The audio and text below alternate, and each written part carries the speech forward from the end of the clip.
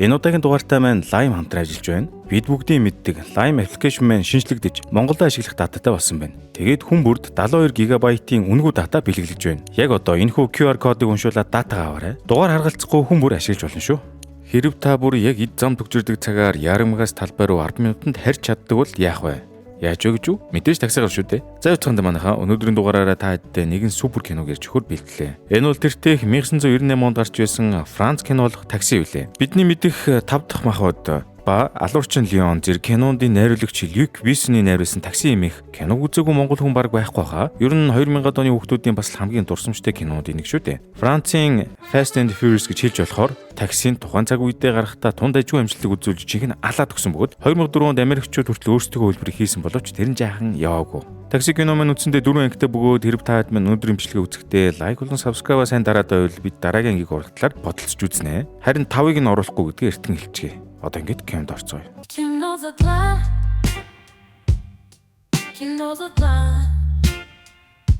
За энэ хүү манай кино аль бие суурь гэхэд Франц улсын Марсель хотод хамгийн хурдан пицца зөөдөг Даниэл гэх залуу сүүлчийн төгөлтийг явж байна. Тэгэхдээ Даниэл ч хүргэлт хийсэн хугацаагаар рекорд энтер тогтоож мөгтөөгод мопед энтрийг бол мэрэгжлийн төвшөнд ундаж жолоодож байгаа маа.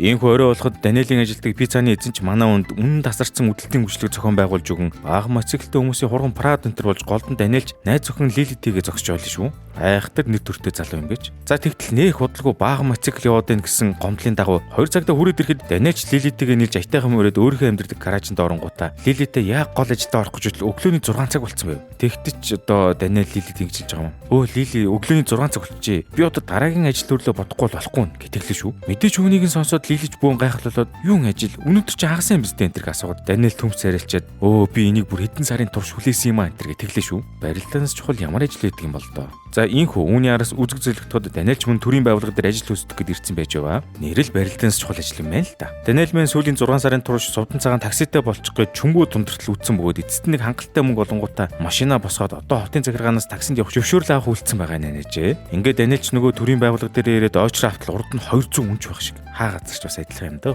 Гэсэн ч Даниэл мэн өчнөн олон жил хүлээсэн болохоор бууж өгөлгүй баг 2 цаг шахуу хүлээгээ сүултээ унтаад байж явахт нь ашгүй нэг номер нь олоод манай хүнийг дуудлаа. Тиймхүү Даниэл эцэст нь нэгэн бүх зөвшөөрөл аваад гарахтаа бөөн баяр болоод Лили дээр иргэд иртэл Лилич аль хэдийн явцсан бас хөөрхий би явлаа шүүгээ захиа үлдээсэн байдаг ба. Даниэлч тэрийг нэх айхтар тоолгүй таксинд явах гэж буй машина нэг сайхан харж аваад амьдралынхаа дараагийн карьерийг эхлүүллээ шүү дээ. Иймхүү үзэг зөвлөгтөхөд Даниэл мэн Сувдан цагаан таксигаа унаад нэг жаргалтай хотын төвөөр явж байтал өмнөх ажлынхаа найз Полотой уулзаад амьдрал ярьж гарлаа. Тэр үеэр Поло сая яаж 2 цагтаа айтайхан ойлгоцсон амар өнгөрөө Даниэл яриад үжитл нөгөө 2 цагт нь араас нь хүрээд идчихэж явах шиг. Тэгээд араас нь Поли нөгөө 2 цагтаатайгаа бөөн хөөцлөн хийж гардаг ба Даниэлч зах дээр очиж зогсоод анхны үйлчлэгч болох нэг чиг хүрүүж өгөхөр болов. Ингээд анхны үйлчлэгчээ хүрэж өгсөний дараа Даниэлч нөгөө хчийнхээ юм хүмийг амар зөөх зураа ихчээсэн гэж асуулаа. Та ч одоо ганцаараа амьдрдаг гэхэд овоо их хүс суглуулдаг юм байх шүү гэдэг ч урдаас нь. Өө би хүүдээ зөрөж хоол идэг юм аа. Манай хүү тустай гарсан ч над дээр ирж 7 хоногийн хоол аваа явдаг юм гэтэгж шүү. Яасан да орцгоорой. Тийм хүүний дараагийн хэсэг гарч эхлэхэд бид ихчийн хүү Эмилианыг жолооны шалгалтаа өгөөд явж байхад нь танилцлаа. Эмилиан цагдаагийн газарт мөрдөгч идэг бөгөөд жолооны шалгалтаа одоогийн байдлаар 8 удаа өгсөн тэнцэг байгаагийн шүү. Бурхан минь гэж. Тэгээд энэ удаа дахиад дромо өгөөд явж байхдаа баруун тишээ ирэх юм дээр эргэлгүй шууд байшин цөм мөргөд орчуул яах вэ? Йоо. За үүний дараа Даниэл ихчээс үн тасархаа ачиртай талх аваад тэрийгэ идээ сууж итэл гэнт гаднаас амцгацсан нэг ахуу орж ирсэн. За дүүгөө ахыгаа авраарай. Ах нь яг нислэгээс оцох гээд үхэл амьдралын асуудал яригдж шүү. Ахыгаа оцроохгүй аваач бол ахиухан мөнгөгийг итгэлээ шүү. Оо тэгтэн Даниэлч no problem гэснээр баахан товчлуу дараал Даниэлийн машин ч өөрөө дээшээ босно уралдааны машин шиг болоод хоёрдог ба. Даниэлч шууд жолооныхоо үрүүл энтрийг солиод цаг аглуулангууд ахыг аваад хар урдараа давхиж гарлаа.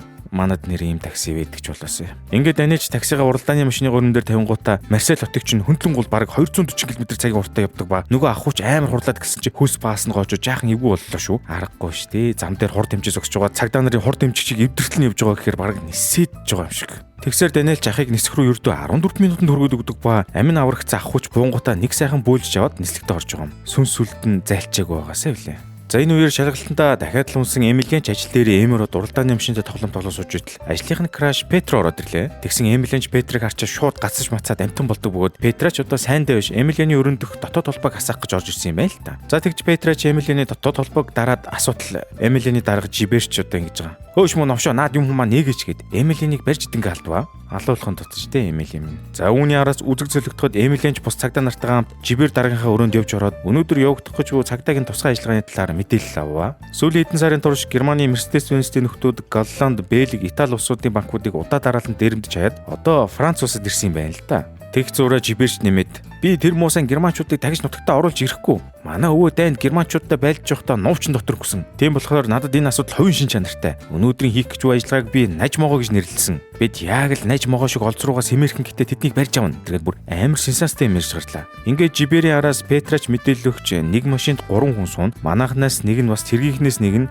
тэгээд мэрэгэн бууч гэв. Тэгээд баг болгон өөрсдийн гэсэн нэртэй бас оногцсон бүстэй энэ тэргээд ярьж эхэлдэг ба тэр үед нь Эмили муу шаарч нь Петрагийн хэлсэн юмыг зүгээр л мөөмийг нь хараад зогсож байдаг насан. За тэгсээр Петрач дуусаад хүмүүс бөөндөө гарсан Эмилиэнч Петра дээр очиод өө Петра юу л та хоёлаа оройн хоол идэв энэ төр гэж ярьсан санаж байна уу? Өнөө өрөө үйл яаж байна? Миний нөгөө хөвчүүлсэн парган бараг дуусч байгаа энэ төр гээд яг хийж дуусаагүй байтал Петра шууд Эмилиэнийг минь блоклоод хоёлаа дараа тэр чинь үзье за гэ сайхан фрэнд зонд болов. Ийм байхаар чинь чамаг ямар хүүхэн тоох юм те. За тэр ч яг хоо ингээд үүний араас үзэгсэлэгдэхэд Жиберийн нөгөө яриадсэн айхтар нөгөө тусаа ажиллагаа нь ч эхэлсэн байна. Гэхдээ харин Эмилиэн ихтэл үнэн бүтэхгүй хоёр гартаа нэг баг болоод өвсний могоо гэсэн нэр авцсан отолтон сууж байваа. Тэгсээр удалгүй баахан бенз унсан буутай гарууд хурч ирээд нэг банкыг ухчихдаг бөгөөд Жиберч холбоогоор за нөхдүүдээ гарч иртэл нь хөдлөхгүй шүү гэж холбоогоор үүрэг даалгавар өгөөстэй. Тэгтэл яг тэр үеэр нь дотоод иргэн сайд нь манай цагдаагийн дарга Жибер лөө залгаад за нөхөр Жибер наадхаа итайхан зохицуулаарай битгэд ордуулаад Франц Герман хоёрын хоорондох дахиад нэг дайн болгоо хайчив гэ бас хурган санаа зовсон юмцтэй илүү. Тэгэхээр Жиберч бас нэг сенсацрахаараа алдаг нөхөр байх нь л те. Ийхүү ажиллагаа яг ид дундаа орж хамгийн чухал хэсэг дээр очиж хаад Эмилиэн гэж нэг юм идэж уухаа зохицуулж чадахгүй хувьсаргаад яг нөхдүүд гарч ирэх гэж байхад нь би шээ гэж солиороогүй тэгэд болоогүй бүрсүүлдэ. Та надгүйгээр болчих ухаан энэ тэргээ далчирч өглөө. Тэр зур нь өнөө бензтэй гаруудаж алидийн банкаа ухаад яг гарч ирж үйдэг бөгөөд Эмилиэн ч одоо өөрийнх нь баг нь германчуудыг хөөхөөс өмнө амжиж гарах гээд огцом хазаа нийтэл Эмилиэний сууж явсан машины хаалгыг шууд цаатлаас нэг машин гарч ирээд шууд тас мөргөдөл аваад явдаг юм байгаа ч тийм. Ийхүү Эмилиэний мөргүүлсэн хаалганаас болж баахан машин мөргөлдөө дээр нь түрүүн Жибертэй ярьж байсан дотоод иргэн сайд тэрүүгээр явж байхдаа Эмилиэний тарьсан балгаар машина мөргөлөө хийчихв. Ингээд үүний дараа дотоод иргэн сайдын хамгаалагч нар бууж ирээд Жиберийн цагдаа нартай бөөм буудалцан эхлүүлдэг ба. Нэглэмтгэд нэг талаас дотоодын цэргийнх нөгөө талаас Жиберийн хідэн салгасан цагдаа нар нөгөө дээрэмчтэй өгөхгүй бие биентэйгээ буудалцаад хурган дайн боллоо. Яасан ч бүтлэн бүксөөр иргэсэн юм дээ. За тэг сүүлдээ дотоод иргэн сайд Жиберийг холоосарч танингуудаа уцаар ярьж энийг заваарсан буудалцаанаа зогсоодог ба. Эмилиэнч бүр багаа цусгүй алсан байдаг. За үүний дараа Эмилиэн маань ээж дээрээ очиод хоол идэ сууж байхдаа хэрхэн одоо хүртэл жолооны шалгалтаа даваагүй байгаадаар гоншигнож өглөө. Тэгтэл Эмилиний ээж буюу нөгөө гоё анаа маань хэлж байгаа. Танаа аав чинь жолооны шалгалтаа 20 удаа өгсөө. Цаадуул нь тэгээ зүйлдээ залхаад өмлөхийг нөгсөн юм шүү дээ гэж бас илгийн мэрв. Тэгэхээр удамч юм шиг. Тэнхүү удалгүй Эмилиэн хоол идэж дуусчаад такси дуудаад ажил руугаа явах гэт нь ээж нь Эмилиэнд манай Даниэлийг дуудаж өгвөө. Үүний дараа Эмилиэн ч Даниэлтэй албан ёсоор танилцж авангуудаа таксинд нь суугаад ажил руугаа явдаг ба тэр үеэр ч Даниэл мөн дураагч нь цагдаа нарыг бүр газар дурартал муулаад яваад идэг насан. Уг нь хойно цагдаа суудсан явж байгаа шүү дээ. Тэгсэр сүлдээ Эмилиэн ч тэсэхгүй Даниэлтэй хэрэлдэж түр тар хийсээр явдаг ба Даниэл тэр үеэр хурдаа нэмсэр Эмилиэн ч ажлынхаа гадаа ирээд зогсохдоо арай хоол руугаа болцсонгүй. Яа гэж. Үүний дараа Эмилиэн ч шууд өмнөхөө үзүүлээд Даниэлийг ажил руугаа дагуулan ороод их байцаалтай эхлүүлж байгаа юм чинь. Даниэл зүгээр буруу үнээрээ оролцсон байдаг насан. Ингээд байцаалт эхлээд яг голдоо орцсон явж байтал Эмилиэний ажлын бүр нэг үнэн тамтай салгасан цагтаа орж ирээд олон 7 мянга өнөөдөр Даниэлийн таксиг 200 км цагийн уртаа явж байсныг хэлдэг бөгөөд энүүгээр Даниэлийн зүйл ангиж хүндэрч бараг шоронд орохор болчихоо да. Ийхүү шаашаал хийсэн нөхөр гараад явсны дараа Петра орж ирэхэд Эмилиэн дахиад саяны гар орж ирж байна гэж бодол муухай өртөл Петраг байгаа гарангуудаа жинхэнэ гүлэг болоод Петра чуурлаа гараа авчлаа. Бүр нэг заяаг унаас. Ингээд үүний араас Эмилиэн Даниэлийн бүхрийг хааж суллах нөхцөл тавилаа шүү. Тэр нь мэдээж өөрт нь туслаад нөгөө бенцтэй дээрэмчдийг барьж авах шүү дээ. Тэгтэн мэдээж Даниэлч би та нартай хамт ажиллахгүй энэ төр баахан үнд орсож Даниэл зөвшөөрөхгүйд хаа болтгоо дээ. За үүний дараа Даниэлч Эмилиэн туслахаар болдог бо хамт цуг архивын газар оронгуудаа хэргийн материал энтертэй танилцж аваад нөгөө бенз машиныхын талаар мэдээлэл цуглуулж гарлаа та. Тэндээс Даниэл харж байгаад ингэж хэлж байгаа юм. Манайд герман машин засдаг ганц л хүн байгаа. Тэр нь Крүгер гэж нөхөр үе. Ганцхан Крүгер энэ машинуудыг тоглож чадна хэмээн Эмилиэнийг дагуулад Крүгерийн засварын газар яваад очив. Тэнд очингуудаа манай орч ихэнх цагдаа нарын хийдгийг хийж орой болтол ажилтнанд суугаар болдог ба тэр зураа хэрхэн солонгосчууд таксинд явахдаа нэг хүний нэр дээр бүртгүүлэгч үнэндээ хоёул явж нэг нь багажинд унтаж байдгийг харж авлаа. Манайхан ч арай тэгдэхгүй юм байгаа зү. Ингэсээр бүр шүн усан хойно Крүгерийн гараж дээр нэг нь саарл бензэрээ зогсоход нь Эмилиэн за чи байж байгаарай. Би солонгосчуудын аргыг хэрэгжүүллээ гэснээр нөгөө саарл бензийн багажинд Даниэлэнд яваад орлоо. Тэгтэл энэ германчууд ч дугуй авах гэж ирсэн байдаг ба дугуйгаа аваачаад багажиндаа хийх гэж яг багаж онгойлготол салгасан Эмилиэн ч дүрээрээ хөвтөж байгаа шүү дээ. Бүр нэг засал авахааргүй ирваагаар юм да. За тиймхүү германчуудад баригдсан дараа Эмилиан ч аим гарахын тулд ингэж байгаамаа. За хүлээж байгаарай залуучуудаа. Та нар Лаймаас хүмүүс үнгүүд 72 ГБ-ийн дата өгч байгааг мэдсэн үү? Ялангуяа та нар шиг хол газар яваа хүмүүс дата хэрэгтэй шүү дээ. Хэрвээ та нар намайг аятайхан суллаад явуулвал би та нарт энэ үнгүү 72 ГБ-ийн дата авах QR кодыг өгье. Болно үсттэй гэж хэлэхэд өнөө германчууд маань Лаймын 72 ГБ-ийн датаг авч Эмилианыг суллахаар боллоо шүү. Яг одоо энэ бичлэгийг маань үзэж байгаа та нар ч гэсэн энэ QR кодоор ороод Лаймаас 72 ГБ-ийн дата авах боломжтой шүү.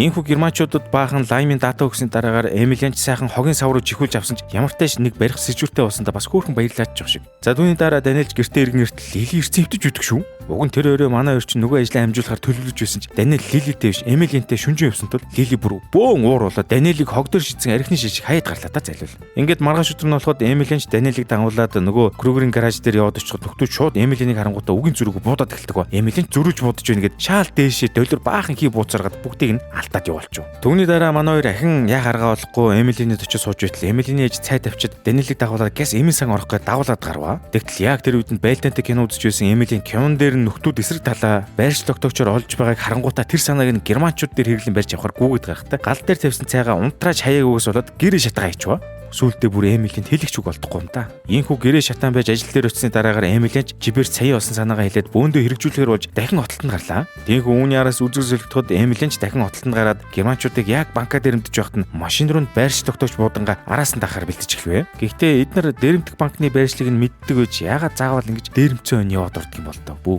Шууд ороод алдцаар баахан үнэ амир иртэж магадгүй гэдэлэгдэг юм болов дөө. За тэр жоо. Ийхүү Эмилиан ч германчуудыг яг ардаас нь мөшгөөд явж байтал өнөө германчууд ч банкаа дээрэмдэнгүүтээ машиныхаа өнгийг солиод бодцдог ба тэгх зураа Эмилианы тавьсан байршил тогтоогч будганд нь дарагдаад ажиллагаа хөлчөв. Ингээд Эмилиан ч германчуудыг алчаад бөөн паникнд ороход жибэрч хотоос гарах бүх гарцан дээр нэгжлэг тавьдаг ба удалгүй хэдэн саарл бензтэй германчууд нэгэн дээр нэрсэн талаар жибэрт мэдээлв. Удалгүй жибэрч өнөө германчууд дээр явчиад би азаа үздэггүй гэд нэгжлэг явуулахад германчуудын бенз дотроос нь мөнгө байтугай өт хор хойч гарч ирсэнгүү тул жибэр нөхдүүдийг зүгээр тавиад явуулав. Бас л зэвэн гараад байна да. За тэр зур Эмилианы ээж гэрэн гэртээ ирэхэд гэр нь аль хэдийн шатсан байлаа. Хөөхий ингэж гэрээ оронгуй болсны дараа Эмилианы ээжигээ дагуулад Даниэлэнд яваад очтол Даниэлч Лилитэй яг нөгөө ажлаа амжуулах гэж байж байгаа. Эмилианаас болж Даниэл Лили хоёрын барилдаанд 2 тудаага шавар хааж магаад бүр 2 хүний амьдралыг зүгээр самарч байдаг насан. Үүний араас үзэгсэлэгдэхэд Эмилиан ээжтэйгээ түр Даниэлийн гаражинд байхаар үлддэг ба тэр үеэр Эмилиан ч одоо Даниэлийн үнэлэхийг өнгөтэй. Одоо чи явж болно. Гэхдээ өнөөдөр би танад чамайг түр зур ашиглаж байгаа болохоор ирээгүй юм шүү. Над зүгээр л өөр найз байхгүй юм гэлээ. Ингэж л энэ үеэс Эмилиан Даниэл хоёрын нөхөрлөл энд ингэж эхэлдэг бөгөөд манай хоёрч дараагийн 3 анги дээр бол амт нөхдөй харилцаагаа улам бүр батжуулж жинхэнэ галзуу галзуунууд хийж өгдөг шүү дээ. Тийм болохоор Даниэл Эмилиан хоёрын галзуу атлетуудын үргэлжлэлийг үзмээр бол лайк болон сабскрайб дараарай манайхаа. Одоо эргэн кинонд орцгоё. Ийхүү Эмилиан ч Даниэлийн өмнөлхийг өгсөний дараагаар Даниэлийг яваад ухаа гэж бодсон ч Даниэл мэн ч 90 шир заасан болохоор хэргийг нь илрүүлж өгөхөр хамтдаа үлдв.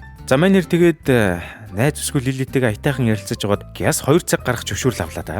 Даниэлч бас иргэн юм аа. За манай хоёрыг энд ингэж маанаглаж байх зуур өчигдрийн германчуудын дээрэмдсэн банк дээр нэг цэвэрлэгч явж очингуудаа ариун өрөөнөөс нь баахан мөнгө аваад гарлаа шүү. Тэгтэл явж германчуудын машинаас мөнгө олоогүй учир нь олдож нөхдүүд чинь дээрэмдсэн мөнгөө банкнтаа үлдээгэж явдаг нь эндээс ойлгомжтой боллоо. Тэгсэн болохоор өмнөх хэсгүүдэд нөхдүүд жибертэд харахтаа тун аятайхан бултаад явцсан юм байна шүү дээ. Бас л эвгүй гараад байгаа зү. Тэгсээр үүний араас үзэсгэлэгдэхэд Даниэлч Эмилианы өрөөнд суучаад нөгөө бензинүүдийн зургуудыг сайтар анхааралтай үзэж сууж байлаа. Тэгэх үеэрээ Даниэлийн толгойд нэгэн санаа орж ирсэн. Германчууд банкаа дээрэмдэнгүүтээ шууд хурдан хатдаг будгаар машиныхаа будгийг сольж зүгтаагаад байгаа тухай таамаглав. Ингээд Даниэл Жүнийгээ Эмилийн тэлчил баталгаажуулахаар таньдаг хүн рүүгээ залгаад хурдан хатдаг будаг байгаа юу гэж асуудал. Даниэлийн таньдаг хүн дээрх бүх тийм будгууд нь дууссан байгаа талаар хэлв. Тэгж манай хоёр дахин өөрсөж юрээс амжилттай хатгаж байгаамаа. Гэхдээ Эмилийн аваачаад дахиад аллаад хайчихгүй бол шүү дээ. За үүний дараа Эмилийн Даниэл хоёр хотын уралдааны зам дээр явж очиод баахан германчууд саарл өнгөтэй бенз машинаараа уралдаад явж байлаа. Тэгтэн Даниэлч явж очингуудаа германчуудыг баахан өдөж янз янзаар хэлж байгаад бооцоотой уралдахаар болчдөг бөгөөд мэдээж энэ уралдаанд Даниэл ялж таарна шүү дээ.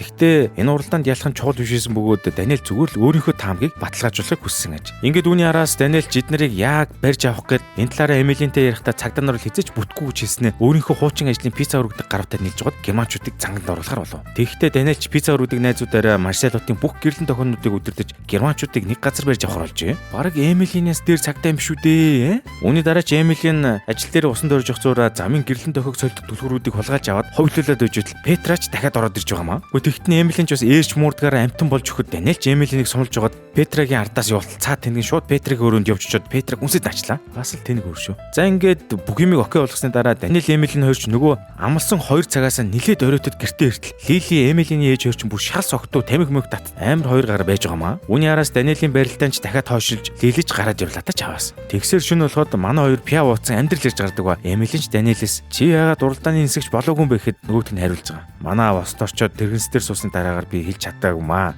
Гэхдээ тэгээд үргэлжлүүлээд нэрээ чамд юу тохиолдсон бэ гэж асууж байна. Тэгтэл Эмилиан ч бас намайг 17 таахад манай аав ээж бит хоёрыг сохор зоосчгүй үлдээсэн. Тэгээд би ажилд орох хэрэгтэй болсон. Цагдаагийн газарч ажилд ороход 10 хүртэл тоолж чаддаг байхад хангалттай шүү дээ. Хэмээн хэлв. Ийхүү үүний араас манай хоёр сайхан амьдрал ярьсаар гад маргааш өдөр нь болоход жиперч дахин хүмүүсээ дуудан ээлж сенсацтай ажиллагаагаа танилцуулж яваа. Тэр зур Даниэл хуучин ажлынхаа хүмүүстэй бас өөрийнхөө төлөвлөгөөг ярилцаж дуусаад ажиллагаа эхлүүлдэг бөгөөд энэ хоёрын хэн амжилттай байгааг харж бай тайлбарлаа. Ийхүү үүний араас үзэг солигдоход германчууд ээлжид банкаа дээрэмтгэд жиберч нөхдүүдийг араас нь хөөн гэж илгийг нь авсаргаад алтчихв. Түүний дараа германчууд дахин машиныхаа будгийг солиод энтх ажиллаад дууссан тул эргэн Герман руугаа буцаж байтал Даниэл дахин нөхдүүдээр очиод үдэж уурлагж жоод уралдахаар болчихв. Ийхүү Даниэлч германчуудыг амжилттай өөрхөнд оруулаад уралдаж эхлэхэд Даниэлийн найзууд Марселотын гэрлэн төхөөнүүдийг ээж дараалан сольж аль болох машины урсгалуудыг бага ойлгох гэд үзээстэй. Тэгж байтал нөгөө Даниэлийн найз гэрлэн төхөг солих гэж байтал 2 цагтаа саадлаад идэг бөгөөд нөгөө цагдаа нартай Эмилич радиогоор ярихдаа наад гэрлэн төхөө дотор чинь бөмбөг байгаа одоохон тохиог солихгүй бол дэлбэрнэ гэж худлаа паналдаж жоод тохиогоо амжилттай солиуллаа. Ийхүү удалгүй Даниэлч германчуудыг дагуулаад шууд хотоос гардаг хурдны зам дээр очдог ба тэндээсээ шууд баригдаж байгаа гүрлүүч хийснэ германчуудыг тархитаж жоод бүр замгүй газар хурдтай харилцаж бариалгаад баригдаж дуусаагүй гүрэн дээр авчижүүл яах вэ? Айхтар гэж.